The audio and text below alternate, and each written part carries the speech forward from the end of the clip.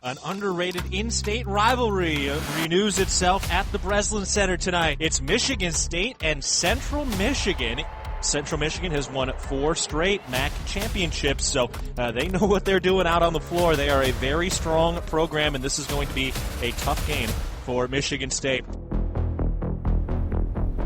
The ball is tossed in the air, and the tip is won by the Michigan State Spartans. Here we go. Clouden tries to drive, gets to the left block, lays it up off the glass and in. Oh, that is a hard-fought bucket. Davis on the drive, gets cut off the free throw line, kick back out topside, and Bustle drops a 3 in. Central Michigan hitting some shots early.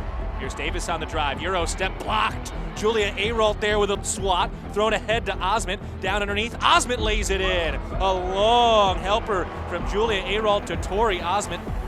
Corner, Crooms kicks it back out, then inside again. Here's Parks, right block, lays it up. That's good. Kelly working on Cook. Kelly puts up a step back 3. That's in. That's a tough looking shot. Cloud into the front court, one-on-one against Kelly. Lays it up and in with a left hand. A tremendous finish. This is as tight, close, hard-fought a game as we expected between these two teams. Into the post, Parks.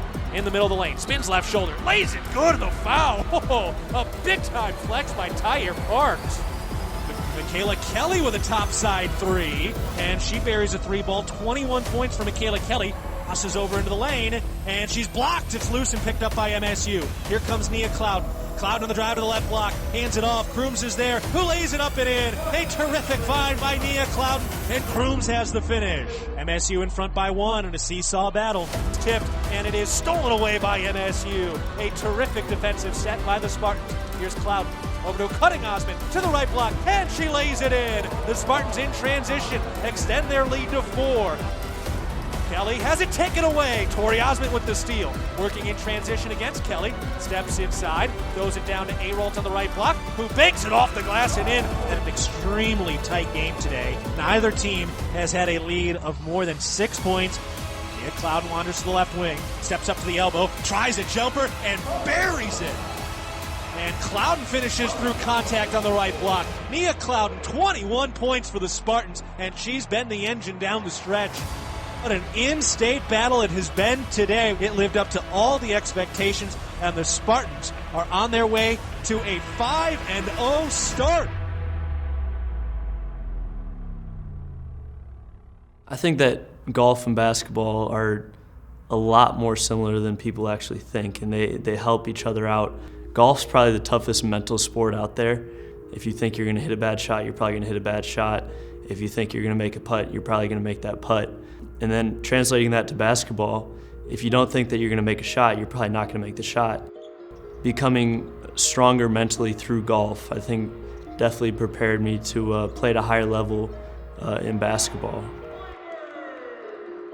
I fell in love with golf at a young age. My dad loved golf, and I've always seen him as a role model, so I always wanted to do what he did. So then I kind of fell in love with the game.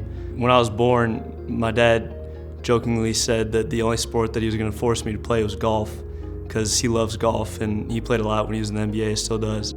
He actually probably had a golf club in his hand before a basketball, and he would go out there, and he's a lefty on the golf course, and he'd just hit balls around the house, and he'd get out to the range anytime he could. And I think he was about 8 when he started beating me, and when I was a pretty decent player back in those days.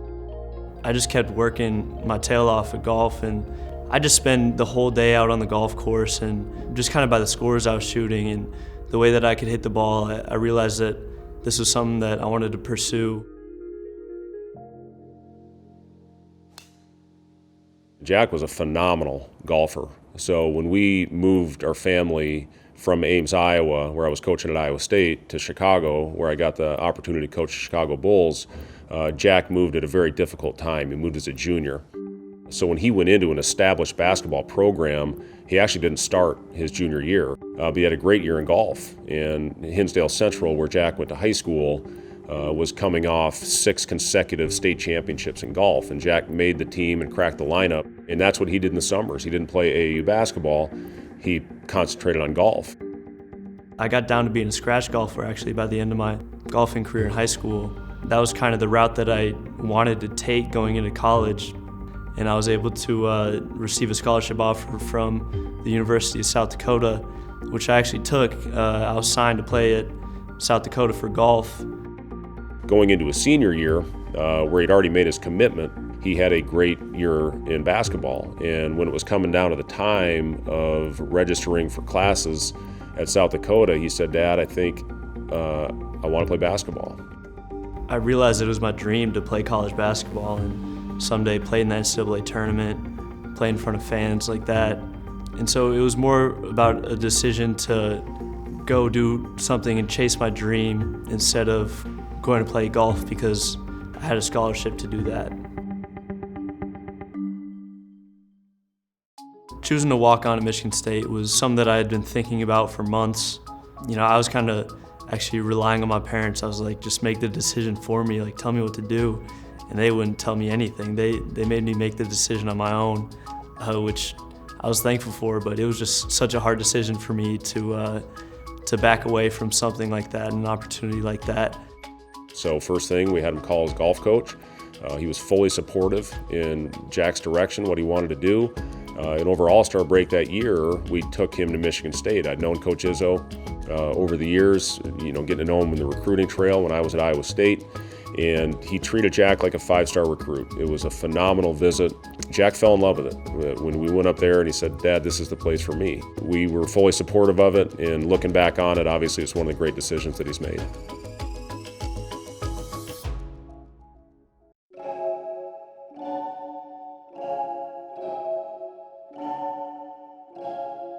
Focus and energy for 40 minutes. When I came here, I was thinking of what I wanted to do, and I'm going to start Jack because I think it's a memory-making moment. I'm about memory-making moments. I'll be quite honest with you, I was kind of dreading the game going into it. I knew that Coach Izzo wanted to get me in at some point, but he said he was starting me about 30 minutes before the game. I didn't even get all that much of a heads up, but you know, at first it was a lot of emotions, like, oh wow, like I'm gonna have to play against him. And when we play against him, it's gonna be my first time in my life rooting against my dad. But you know, it also might be fun playing against him. When I found out about Jack starting, so one of my assistant coaches always brings in the numbers of the starters, and he brought in, you know, 5 Cassius, Aaron Henry, and Xavier Tillman, and then he said number 10, and I kind of looked at him. I said, "Who's 10?" And I thought to myself, that's Jack. I said, "He's starting Jack." And then I had to go in there and give a little scouting report on Jack's game. Strong left-hand driver, step back, got a great step back. It was something that was really cool, looking up, seeing my family in the crowd because they can't make it to too many of my games, and then being able to go in at the end and make a couple shots. I'm really glad that I was able to do that. It's probably a wonderful feeling, to I don't want to say go against your dad, but to be in the same type of arena, same environment, and be coaching and one's a player. That's probably a cool feeling to have. I'm excited for him and his dad to just be able to share that moment. It was such a cool gesture by Coach Izzo to start him. We had a ton of family at that game. My parents came to that game. My in-laws were at that game. My brothers, all of his cousins. So I think we had about 30 people in the crowd to watch that. And it is something that we'll never forget as a family. If I look back on it to signing day where I signed to play golf, and then I fast forwarded 5 years later and I was on scholarship playing basketball at Michigan State, I think that that's a pretty cool thing.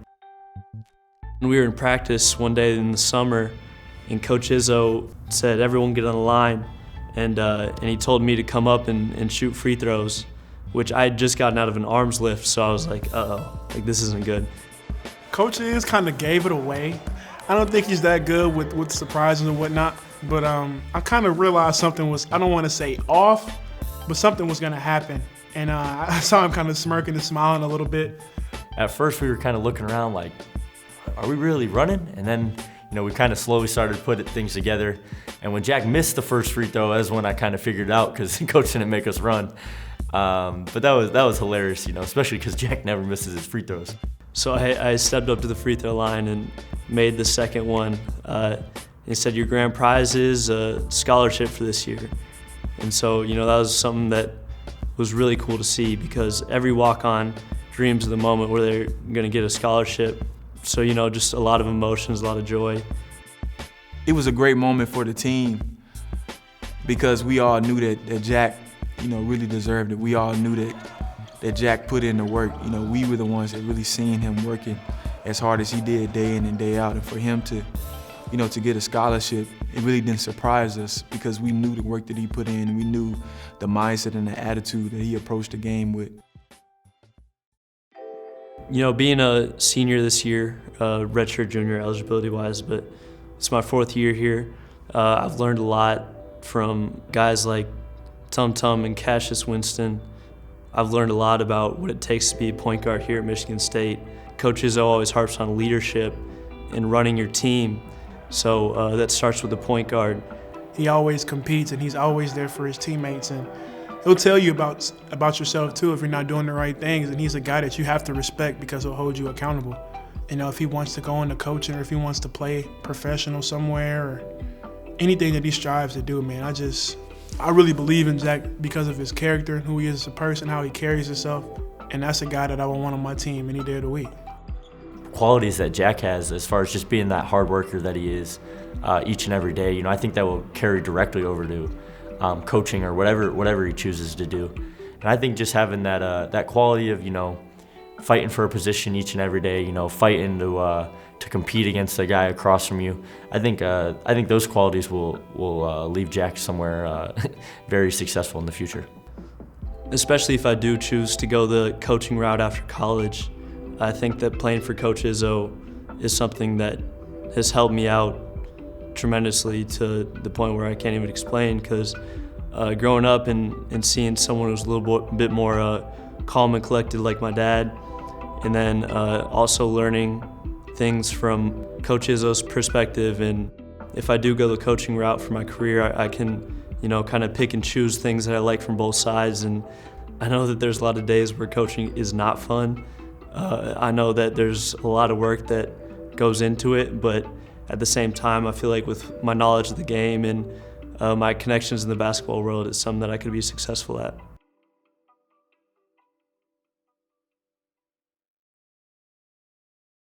I think oftentimes when we go through adversity, while it's uncomfortable, it gives us the best chance to grow as humans and as leaders and as athletes and as coaches. And we've had an incredible opportunity to grow over the last 8 months. The most gleaming thing has been being able to take part in the character building that has resulted in resiliency within our teams, our athletic department, and at Michigan State University. This year was by far one of the toughest years for our players, our staff, our community, and for all of us. But at the same time, our players grew as men more than any other year. At the end of the year meetings, each one of the girls mentioned how this was one of the toughest and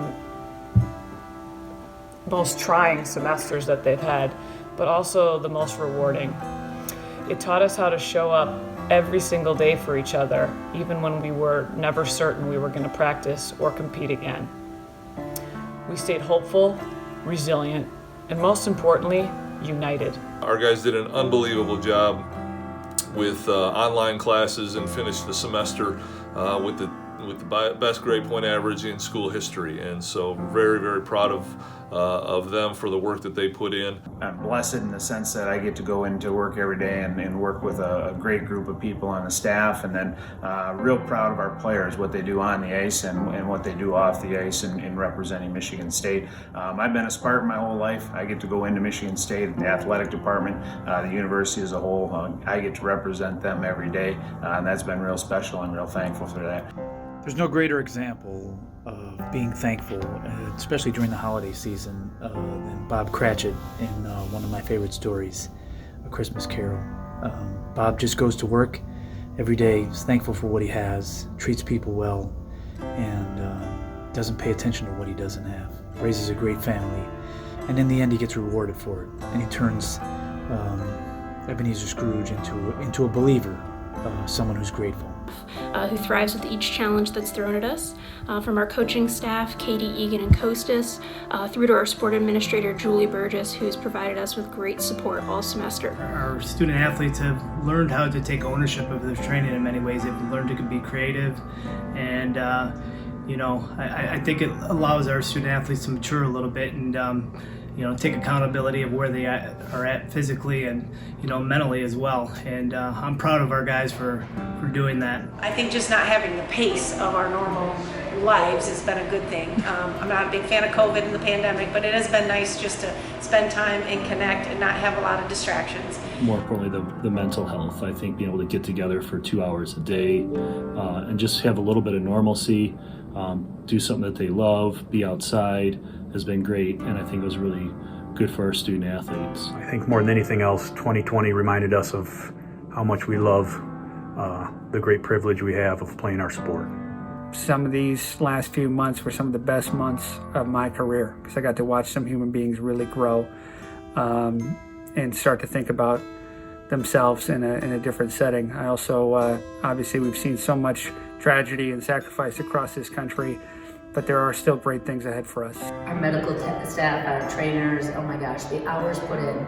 They were on call 24/7, and anytime somebody had a question, they were so willing to answer and help our team. And I'd like to give a shout out and a big thank you to Dr. Kovan, Dr. Noble, Brett Penning, Lee Hanahan, and everyone behind the scenes that made a difference in our athletic department and giving all our student athletes the opportunity to play. We thank you, and we look forward to seeing you in 2021. Go Green. Michigan State in this all-time series has won 2 of 4 meetings against Northern Illinois. This is the first meeting between these two programs since 2007 as Michigan State eyes a 6-0 start. Now Castro tied up, lost the handle on the ball. Tyre Parks knocked it away, and now here comes MSU in transition, and Julia Arolt runs it up and lays it in. Here comes MSU, ahead to Cloud, bounce down to Crooms, in transition. Crooms lays it in off the assist from Nia Cloud. Off defense out high. It's stripped and taken away again by MSU. Here's Winston into the front court, into the lane, to the rack, lays it up and in, high off the window. And the Spartans with another fast break strike. Goes in, lobs into the post, and no Joyner is there with another steal. She strips it away. Joyner run to the break, throws over to Arolt on the left wing. Steps along the baseline, gets double teamed, puts it up and in. Strong finish through contact. Spartans riding a 19-4 run over the last 5 minutes. Lauren Ruher's righty hook is good off the assist from Tori Osmond. Here comes MSU. Push ahead to Nia Cloud. Cloud into the lane, pulls up a jumper and kisses it off the window. The back to the left hand, knocked away. Julia Arolt, the block up on the left block. Push ahead in transition. Bostic makes the catch and lays it in. Back up to Osmond. Into the right corner for Bostic. She triggers a 3. Bring it up. First 3 of the day for Michigan State. 7 seconds left in the half. Here's Osmond, and she buries the right corner 3 at the end of the first half. Into the post, Osmond makes the catch and finishes on the right block. Tough off-balance finish. Bad pass taken away. Arolt the steal. Ahead to Winston, who beats the traffic down the floor. And Winston with an easy lay-in. Tip pass to Joyner, right corner. Here's a 3. Got it. Right on the money from Mo Joyner. The Spartans opening up their lead a little bit here. Spartans grab the board. Here's Cloud. Pull up elbow J. That's good. Winston left side on the drive. Pulls up left block and the jumper drops in. Benders kicks to the left corner. Osmond buries the left corner 3. And the Spartans will remain undefeated at 6-0. Should old acquaintance be forgot and never brought to mind? Should old acquaintance be forgot and days of old lang syne? For old lang syne, my dear, for old lang syne, we'll take a cup of kindness yet for old lang syne. Happy holidays and Happy New Year from Michigan State University Athletics.